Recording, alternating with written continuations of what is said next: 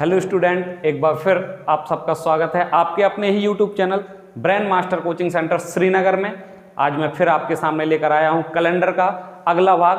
और मैंने इससे पहले वाले वीडियो में आपको बताया था कि होल ईयर सेम के लिए जो कॉन्सेप्ट था इससे पहले वाले वीडियो में बताया है। तो जिसने भी वो वीडियो वॉच नहीं किया है वो इस वीडियो के डिस्क्रिप्शन बॉक्स में जाए, वहां पर उस वीडियो की लिंक मिल जाएगी, तो उस वीडियो को वॉच कर लें, क्योंकि उसमें आपको इसका कॉन्सेप्ट मिलेगा। इस वीडियो में मैं आपको बताऊंगा भी कि ट्रिक से आप कैसे निकालेंगे। जैसे मैंने उस वीडियो में आपको बताया था कि 2017 के कैलेंडर का पुनः प्रयोग आप कब कर सकते हैं, तो उसमें देखा होगा आपने कि 2023 में कर सकते हैं। तो जैसा कि मैंने इसमें ट्रिक लिखी है, पूरे साल का कैलेंडर समान जांच करने के लिए, देखिए लीप ईयर अगर है, लीप ईयर मतलब 4 से भाग देंगे आप। देखिए अगर आपको लीप ईयर है या नहीं है ये नहीं है पता, तो इससे पहले वाले वीडियो में मैं आपको बता चुका हूं, तो वो वीडियो जरूर वॉच कर लें, ठीक है। तो देखिए 4 से भाग देंगे, जिसका सन में अगर 4 का भाग पूरा पूरा चला गया तो ये लीप ईयर है, अन्यथा नहीं है। तो देखिए 2016 लीप ईयर है, तो हमें 2016 के कैलेंडर का पुनः प्रयोग कब करेंगे ये देखना है। तो हमने क्या लिखा है, +28 + 6 + 11, यानी ये हमारी ट्रैक है। अगर लीप ईयर है तो 28 जोड़ना है। लीप ईयर के बाद अगर एक साल आया, यानी लीप ईयर उससे पहले एक साल पहले निकल चुका है, यानी 4 का भाग देने पर 1 शेष बचे, तो क्या आएगा, आपको 6 ऐड करना है, और 2 बचे तो 11, 3 बचे तो 11, यानी 2 या 3 शेष बचने पर तो 11 ही जोड़ना है। इसमें कोई दोहराने वाली बात नहीं है, केवल आपको लीप ईयर और लीप ईयर के बाद एक साल बाद ये ध्यान देना है, ठीक है। तो देखिए अगर 2016 क्या है, लीप ईयर है, तो इसमें कितना जोड़ना है, ऐड करना है 28 ऐड करेंगे तो कौन से ईयर में ये सेम होगा 2016 का कैलेंडर, तो 8 और 6 14 की 4 हासिल 1 2 1 3 और 1 4 0, यानी 2044 में 2016 के कैलेंडर का पुनः प्रयोग कब होगा, 2044 में। इसी प्रकार 2017 के कैलेंडर का पुनः प्रयोग कब होगा, तो 2023 में। 2023 में कॉन्सेप्ट जिसे पता करना है इससे पहले वाला वीडियो वॉच करें, ठीक है। इसके बाद 2018 के कैलेंडर का पुनः कब प्रयोग होगा, तो देखिए कितना ऐड करना है, इसमें 11 ऐड करेंगे तो कितना आएगा, 8 और 1 9, 1 और 1 2, यानी 2029 में। कब होगा, 2029 में। और इसका 2019 के कैलेंडर का पुनः प्रयोग कब होगा, 2030 में। 2030 में। इसी प्रकार आप किसी भी सन को चेक कर सकते हैं। लेकिन ये ट्रैक कहीं ना कहीं देखिए आपकी फेल हो जाती है, तो ये बात भी हमेशा नोट करना, अगर शताब्दी चेंज हो रही हो, अगर क्या हो जाए, शताब्दी यानी सेंचुरी बदल जाए, सेंचुरी चेंज हो यानी शताब्दी चेंज हो जाए। जैसे हम कहते हैं 1896 के कैलेंडर का पुनः प्रयोग आप कब करेंगे, तो देखिए 1896 के बाद बीच में यहाँ कहीं 1900 आएगा, शताब्दी चेंज होगी ना। तो जब सेंचुरी चेंज हो और बीच में कोई ऑर्डिनरी यानी साधारण शताब्दी आ जाए, तो ऐसी स्थिति में ये ट्रिक क्या हो जाएगी, फेल हो जाएगी। वहां पर आपको कॉन्सेप्ट ही लगाना पड़ेगा। जैसे हम कहते हैं कि सन 1896 के कैलेंडर का पुनः प्रयोग आप कब करेंगे, तो अगर आप इसमें ट्रिक लगाएंगे तो आप हो जाएंगे गलत, क्योंकि गलत ना कर देना, इसलिए मैं यहां पर नोट करके लिखवा दे रहा हूं आपको कि साधारण शताब्दी आने पर, शताब्दी बदलने पर, शताब्दी बदलने पर अगर बीच में साधारण शताब्दी आए तो यह ट्रैक फेल हो जाती है। अगर बीच में साधारण शताब्दी आए तो यह जो ट्रैक है वो फेल हो जाती है, यह ट्रैक फेल हो जाती है। बात समझ में आ रही है आपको, फेल हो जाती है।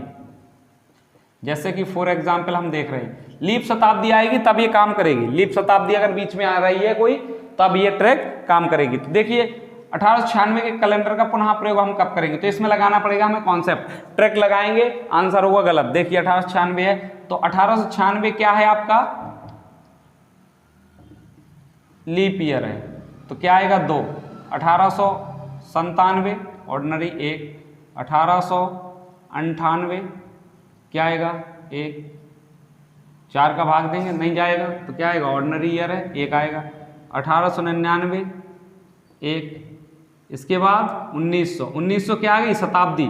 अब इससे कैसे चेक करेंगे, 400 से भाग देंगे, क्योंकि पीछे डबल जीरो है तो आगे में देंगे ना, मतलब 400 से भाग देंगे, पूरे में भाग नहीं आएगा तो इसका मतलब क्या है, साधारण है, तो इसलिए 1 आएगा।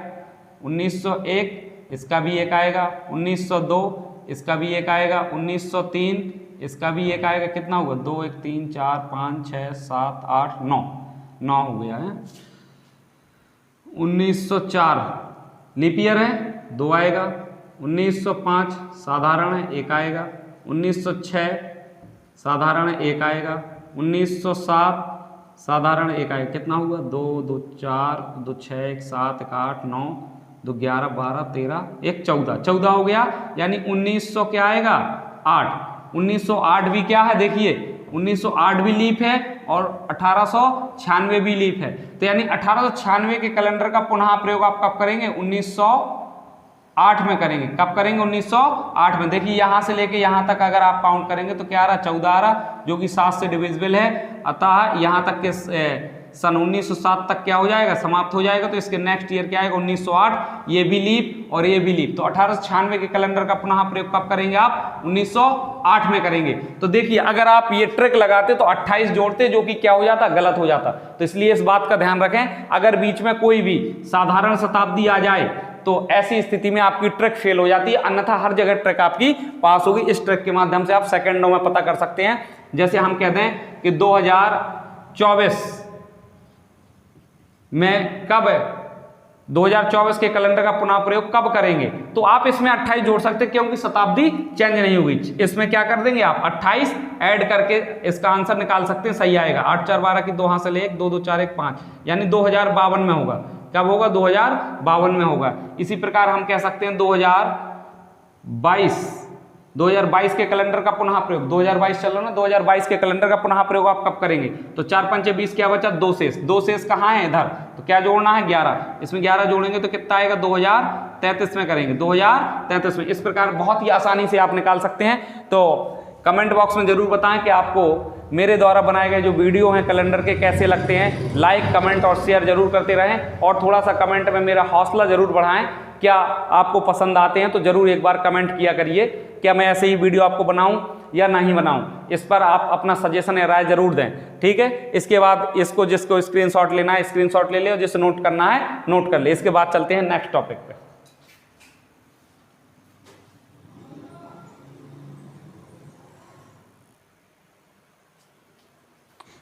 हाँ, तो नोट कर लिया होगा आप लोगों ने। देखिए, विषम दिनों की संख्या ज्ञात करना। क्या करना, विषम दिनों की संख्या ज्ञात करना। तो हमने बताया था ऑड डेज क्या कहलाते हैं, जो 7 के सर्कल के बाहर हो, यानी 7 का भाग देने पर जो अतिरिक्त दिन आते हैं वही तो विषम दिन होते हैं। तो हमने कहा था किसी भी महीने में, देखिए जैसे जनवरी 31 दिनों का होता है, तो 7 का भाग देंगे, 7 चौको 28, क्या बचा रिमाइंडर 3। तो जनवरी के महीने में देखेंगे तो हम विषम दिन कितने होते हैं, 3 होते हैं। इसी प्रकार हम कहते हैं एक साधारण वर्ष में विषम दिनों की संख्या क्या होती है, तो आप बता सकते हैं एक साधारण वर्ष में विषम दिन कितने होते हैं, 365 दिन। तो 365 में किसका भाग देंगे, 7 का भाग देंगे, तो रिमाइंडर कितना बचेगा, 1 बचेगा। तो क्या होगा, विषम दिनों की संख्या कितनी हो जाएगी, 1, क्योंकि 7 से भाग देंगे, 7 पना 35, 1 बचा, 15, 7 दूनी 14 और 1 15, तो कितना आएगा रिमाइंडर 1। तो कह सकते हैं एक साधारण वर्ष में एक विषम दिन होता है। कितना होता है, एक विषम दिन होता है। इसी प्रकार हम कहते हैं, आपके सामने क्वेश्चन है, जैसे एक क्वेश्चन हमने करवाया था कि 100 वर्षों में कुल कितने दिन होते हैं देखा जाए। तो इसी प्रकार जब एक साधारण वर्ष में एक विषम दिन होता, तो आपने निकाले थे उस बार जो पिछले वीडियो है उसमें मैंने एक क्वेश्चन दिया था कि 100 वर्ष में कुल कितने दिन होते हैं। कई लोगों ने 36,500 कहा था, तो हमने कहा था उसमें कुछ लीप ईयर आएंगे, उसमें 29 की फरवरी होगी, वो भी तो होगी, तो 36,524 दिन होते हैं। तो आप चाहें तो उससे भी निकालेंगे विषम दिन। तो हमें निकालना है 100 वर्षों में विषम दिनों की संख्या। 100 वर्षों में विषम दिनों की संख्या कितनी होगी, 100 वर्षों में विषम दिनों की संख्या कितनी होगी, ये बताना है आपको, संख्या कितनी होगी। तो आपके पास कई तरीके हैं इस क्वेश्चन के लिए, कितने हैं, कई तरीके हैं। एक तो ये है कि एक साधारण वर्ष में विषम दिनों की संख्या कितनी होती है, 1 होती है। एक साधारण वर्ष में कितनी होती है, 1। तो 100 को 100 साधारण वर्ष मानेंगे तो 100 तो ये दिन हो गए, और प्लस इन्हीं 100 में कितने होंगे, लीप भी होंगे कुछ। लीप कितने होते हैं, 100 वर्ष में लीप ईयर की संख्या कितनी होती है, 24। हम आपको बता चुके, क्योंकि 100 अपने आप में लीप नहीं है। तो कितने होंगे, 24। तो टोटल कितने हो जाएंगे दिन, 124। तो आप ये थोड़ी ना विषम हो जाएंगे, फिर इससे 7 का डिविजिबल है, यानी फिर 7 से भाग देंगे। तो 100 वर्षों में विषम दिनों की संख्या कितनी होगी, 7 एकम 7। कितना आएगा यहाँ पर, 5 4। इसके बाद 7 49, कितना आएगा 14 में से 9 गई, 5 14, तो शेष क्या बचा है आपका 5। यानी हम कह सकते हैं कि 100 वर्षों में विषम दिनों की संख्या कितनी है, 5 विषम दिन। 100 वर्ष में कितने विषम दिन है, 5 विषम दिन। इसी प्रकार अगर हम कहें 200 वर्ष में कितने होंगे, यानी हम कहें 100 वर्ष में 5 विषम दिन अगर आए हैं तो 200 वर्ष में विषम दिन कितने होंगे, कितने होंगे, कुछ कह रहे होंगे 10। अरे भैया 10 होंगे तो 10 में फिर 7 का भाग नहीं चला जाएगा। कितने विषम दिन होंगे, 3 विषम दिन। 200 वर्ष में कितने होंगे, 3। इसी प्रकार 300 वर्ष में कितने होंगे, 300 वर्ष में क्या तो 5 और जुड़ेंगे इसमें, 100 वर्ष में, क्योंकि ऐसा लिखेंगे 100 + 100 + 100, यही तो होगा 300। यानी 5 + 5 + 5 कितने हो जाएंगे, 15। 7 दूनी 14, क्या बचेगा, 1 विषम दिन। 400 वर्ष में, 400 वर्ष में कितने विषम दिन होंगे, क्या तो 5 और इसमें जोड़, नहीं 5 नहीं जुड़ेगा, 6 जुड़ेगा। पता है क्यों, क्योंकि 400 क्या है, 400 भी तो अपने आप में क्या है, लीप ईयर है। 400 भी तो लीप ईयर है। जब 6 जोड़ेगा तो क्या आ जाएगा, 21, और 7 का भाग देंगे तो कितना आएंगे, कितने विषम दिन होते हैं 400 वर्ष में, 0 विषम दिन। कितने होते हैं, 0 विषम दिन। इस प्रकार हम कह सकते हैं कि कोई भी कैलेंडर हो 400 हर 400 वर्ष में अपने आप को दोहराता है। कोई भी कैलेंडर हो हर 400 वर्ष में अपने आप को क्या करता है, रिपीट करता है। तो यहाँ तक आप नोट कर लीजिए, क्योंकि ये हर जगह काम आएंगे। इसके बाद जो टॉपिक है ना, क्योंकि मुझे वो पढ़ाना है कि निर्धारित तिथि पर दिन ज्ञात करना। तो इससे पहले मैं आपके सामने कुछ सवाल दे रहा हूँ। ये बताइए 1923 में विषम दिनों की संख्या कितनी होगी, कितने विषम दिन होंगे, 65 में कितने विषम दिन होंगे, 65 वर्षों में, ये वर्ष दिए हैं। 65 वर्ष में कितने विषम दिन होंगे। एक और 1895 में कितने विषम दिन होंगे, आसान है, बता रहे। देखिए 1930 में, तो ये आपको बता दिया हमने कि 400 वर्ष में तो 0 हो जाता है। तो 400 1900 को क्या लिख सकते हैं आप, 400 × 4, 4 चौको 16, 1600 हो गया प्लस 300, 16 3 19 प्लस 23, तो क्या आएगा 1923 हो गया। तो इसके विषम दिन कितने हो गए, इसके तो 0 हो जाते हैं, क्योंकि 400 का 0, 0 को गुणा 4 में होगा तो 0। अब 300 में विषम दिनों की संख्या क्या होती है, 1, तो इसका 1 आएगा। अब 23 में विषम दिन, 23 के 23 अगर आप साधारण मानेंगे तो कितना आएगा, 7 तिया कितना आएगा, 7 तिया 21, और कितना बचा 2, तो 2 दिन ये आ गए प्लस। अब इसमें कुछ लीप भी तो होंगे, कितने लीप होंगे, 4 पंचे 20, कितने बार जा रहा, 5 बार, तो 5 कितना है लीप, तो 5 में 7 का भाग 5 में देंगे तो कितना आएगा 5। अब इसको जोड़ेंगे 5 2 7 और 1 8, तो 8 आया, तो 8 में कितने होंगे, फिर 7 का भाग जाएगा, 7 एकम 7, कितना बचा रिमाइंडर 1। तो 1923 में कितने विषम दिन है, 1 विषम दिन। कितने विषम दिन है, 1 विषम दिन। इसी प्रकार आप इनके निकाल सकते हैं विषम दिनों की संख्या। तो क्या विषम दिनों की संख्या निकालना आपको क्लियर हुआ, अगर क्लियर हुआ है तो आप इसको नोट कर लीजिए, पूरा नोट्स बनाइए। मैं आपको पूरा कैलेंडर, क्लॉक, एक के बाद एक चैप्टर पार्ट बाय पार्ट में आपको पूरा पढ़ाऊंगा। और हर टॉपिक, और जो भी आप टॉपिक चाहते हैं तो प्लीज कमेंट बॉक्स में कमेंट करें, या जो भी रीजनिंग का आपको टॉपिक कठिन लगता है उस टॉपिक का नाम जरूर कमेंट बॉक्स में कमेंट करें, ठीक है। इसके बाद इसे नोट कर लें।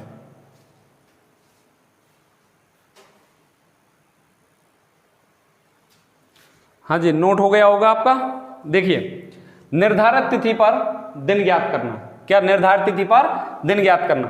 तो 20 मई 1975 ईस्वी को कौन सा दिन था, कुछ लोग सोच रहे होंगे इनको इस वाले डेट का दिन पता होगा इसलिए लिख लिया।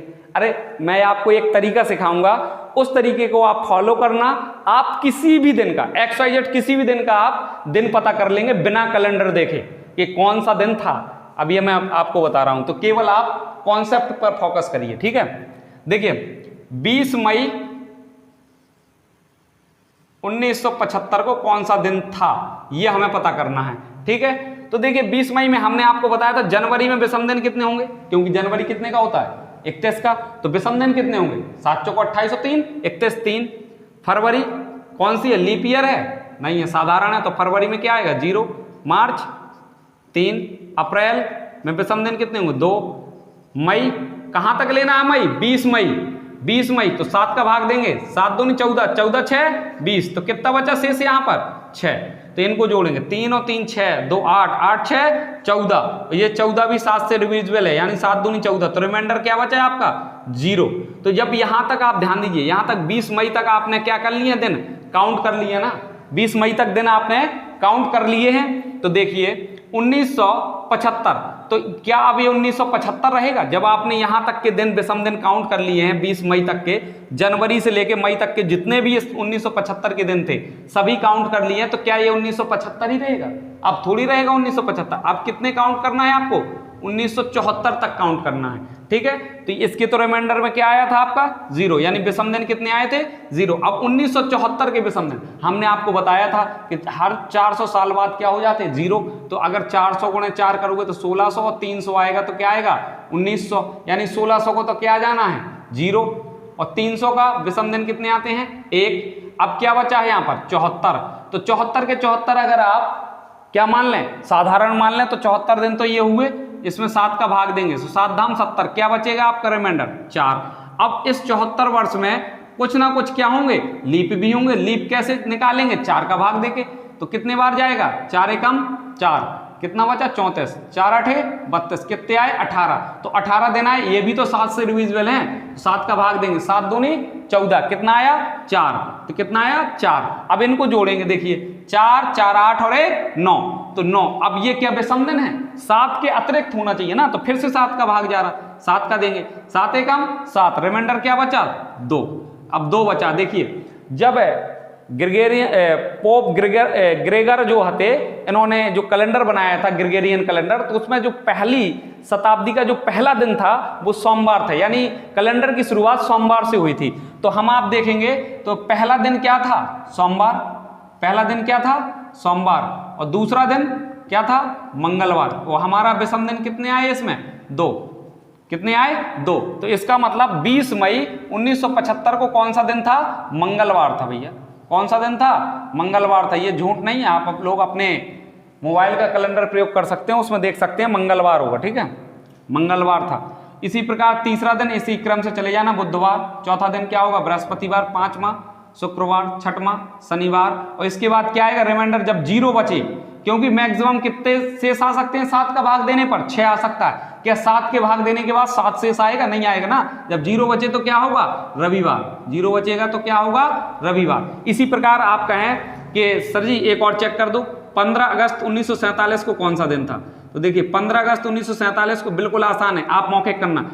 15 अगस्त तक के दिन काउंट करेंगे तो जनवरी का 3, फरवरी का 47 की है 0, मार्च 3, अप्रैल क्या आएगा बोलिए 2, मई 3, जून 2, जुलाई 3। अब अगस्त, अगस्त कहां तक 15, तो 7 दूनी 14, तो अगस्त का कितना लेंगे आप 1। तो देखिए जहां 7 हो जाए तो वहां काट दें, तो 3 और 2 5 और 2 7, 3 और 3 6 और 1 7, रिमाइंडर क्या बचा 3। इसका रिमाइंडर क्या बचा आपका 3 बचा है। तो यहां तक के दिन काउंट कर लिए, तो क्या अब 1947 काउंट करेंगे, क्या बचा अब यहां पर 1947 नहीं 1946 बचा। और 1900 का कितना आएगा विषम दिन 1, क्योंकि 1600 का 0 और 300 का 1। इसके बाद 46 में 7 का भाग देंगे, 7 7 6 42, क्या बचा रिमाइंडर 4, क्या बचा 4, 7 6 42, क्या बचा शेषफल 4। अब इस 46 में कुछ क्या होंगे लीप होंगे, 7 का भाग दिया था तो 4 बचा था, अब कुछ लीप होंगे, जब लीप होंगे तो 4 का भाग देंगे, 4 एकम 4, कितने बार जा रहा 4 एकम 4, 11 चौको 44 होता ना, 11 बार गया, तो इसमें फिर 7 का भाग देंगे तो कितने बार जाएगा 7 एकम 7, क्या बचा 4। तो इनको जोड़ेंगे 4 और 3 7, 4 और 1 5, 5वां दिन क्या है शुक्रवार। तो भैया क्या है 15 अगस्त 1947 को कौन सा दिन था शुक्रवार था, कौन सा दिन था भैया शुक्रवार था। इसी प्रकार किसी भी दिन का किसी भी डेट का अगर आपको कॉन्सेप्ट समझ में आया हो तो आप निकाल सकते हैं। इसी के साथ ही मैं इस वीडियो में यहीं तक जारी रखूंगा, इसके बाद बने रहिए इसी चैनल के साथ, brain master coaching centre Srinagar के साथ। अगर आप अच्छी और बेहतरीन तैयारी करना चाहते हैं तो इस चैनल को सब्सक्राइब जरूर करें और इस वीडियो को लाइक और शेयर जरूर करें और कमेंट बॉक्स में कमेंट जरूर करें कि आपको यह वीडियो कैसा लगा है। धन्यवाद। जय हिंद, जय भारत।